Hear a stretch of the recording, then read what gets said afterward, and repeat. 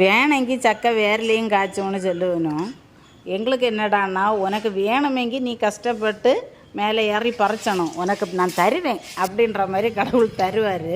முன்னாடியெல்லாம் இந்த பிளாவில் நம்ம கை கட்டுற தூரத்தில் தான் காய்ச்சும். இப்போ என்னடான்னா உச்சி கொண்டையில் காய்ச்சுது பாருங்கள். எப்படியோ கடவுள் புண்ணியத்தில் ஒரு தம்பி வந்தாங்க, பக்கத்து வீட்டு தம்பி தான் எனக்கு பறித்து தரேன் அப்படின்னு சொல்லிட்டு பறித்து தர்றாங்க பாருங்கள். உயரத்துலன்றதுனால அப்படியே கயிறு கட்டி உயரத்துலேருந்து விழுந்ததுன்னா அப்படியே நொங்குன்னு விழுந்தால் வீணாக போயிடும்ல. அதனால் மெதுவாக கயிறு கட்டி தான் இறக்குறாங்க. இந்த பிளாவில் ஒவ்வொன்றா தனித்தனியாக காய்ச்சிருக்குது.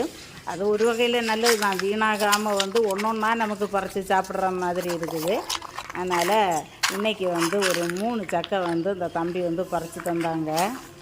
கூழஞ்சக்கையோ இல்லை கொஞ்சம் வறுக்கையிலையும் ரொம்ப டேஸ்ட் இல்லாத ஒரு சக்கையோ அப்படின்னு சொன்னால் பேசாமல் அது விழுந்து போட்டுன்னு சொல்லிட்டு விடலாம். ஆனால் இது செம்பருத்தி வறுக்க பாருங்கள், சாப்பிட்டா திகட்டாது. ஒரு சக்கையை வெட்டினா ஒரு நேரத்தில் காலியாக போயிடும், அவ்வளவுக்கு டேஸ்ட்டாக இருக்கும். அதனால் இதை விடுறதுக்கு மனசு இல்லாமல் சரி அந்த தம்பியை பறித்து தரேன்னு சொல்லிச்சா.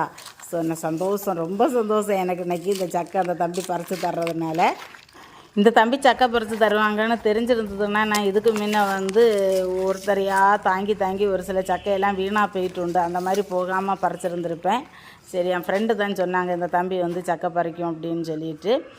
சக்கை இன்னும் பழுக்கல்ல, உதவங்காய் பருவம் அப்படின்ற மாதிரி சொல்லுவாங்கல்ல, அதாவது விளைஞ்சிருக்கும் பழுக்கிறதுக்கு முந்தின ஸ்டேஜ்னு. ஸோ அந்த மாதிரி ஸ்டேஜில் தான் இருக்குது. இந்த பிளாவில் உள்ள சக்கை அப்படி சும்மா பிஞ்சிலேயே வாடி விழும் இல்லை, அந்த மாதிரி உள்ளது பழுத்தாலே அவ்வளவு டேஸ்ட்டாக இருக்கும்.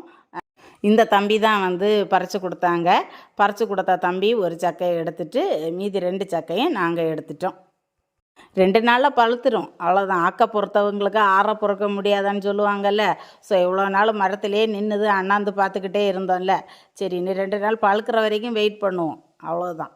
நீங்கள் இந்த மாதிரி வறுக்க, கூழான், செம்பருத்தி வறுக்க இந்த மாதிரி பேரெல்லாம் கேள்விப்பட்டிருக்கீங்களான்னு கண்டிப்பாக சொல்லுங்கள்.